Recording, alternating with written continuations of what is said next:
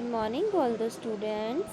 Today I am giving another worksheet which based on both chapters, chapter 1 and chapter 2.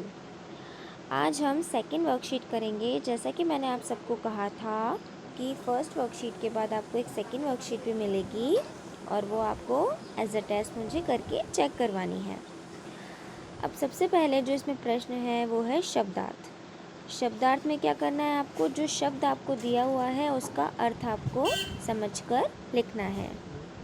सबसे पहला शब्द लिखा हुआ है कामना, फिर है हर्ष, फिर है समारोह, मुख्याध्यापिका, फिर है धोना। इसके बाद हमें दिया हुआ है सही उत्तर के सामने सही का निशान लगाओ, जिसमें पहला प्रश्न दिया हुआ है बच्चे की कामना क्या है।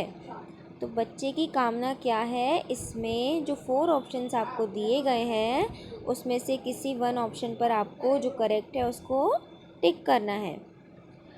इसमें सबसे पहला ऑप्शन दिया हुआ है धन की, फिर दिया है विद्या की, फिर दिया है देश सेवा की और फिर उसके बाद दिया है पद की।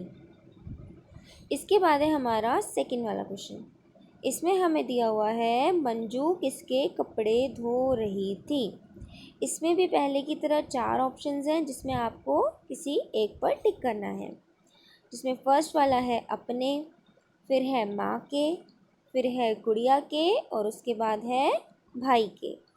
तो जो आपको सही आंसर लगता है उस पर आपको टिक करना है। फिर आपके पास प्रश्न नंबर 3 जिसमें दिया हुआ है पर्यायवाची शब्द। पर्यायवाची शब्द का मतलब आप सभी को पता ही होता है, जिस शब्द के और भी अर्थ कहे जा सकते हैं, अर्थात मतलब जिस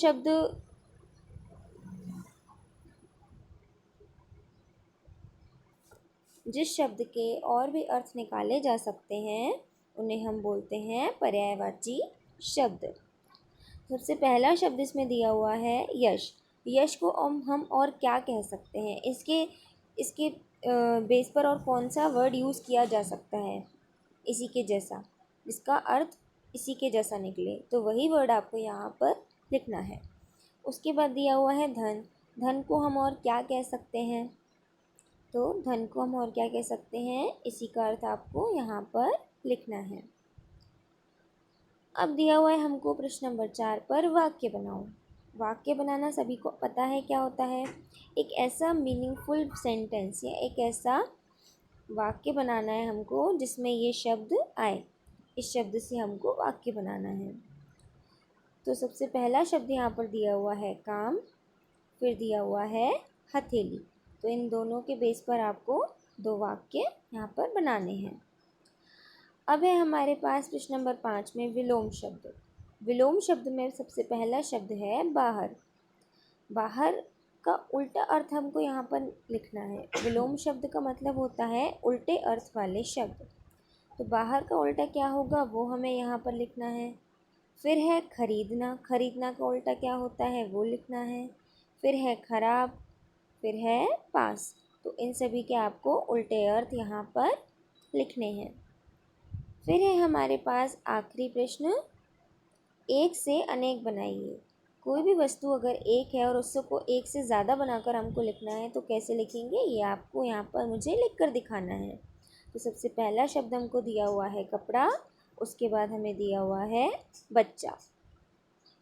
तो आज हमारी वर्कशीट में सिर्फ इतना ही वर्क है, कि आपको मुझे 20 मिनट्स के अंदर करके दिखाना है और फिर मुझसे चेक करवानी है।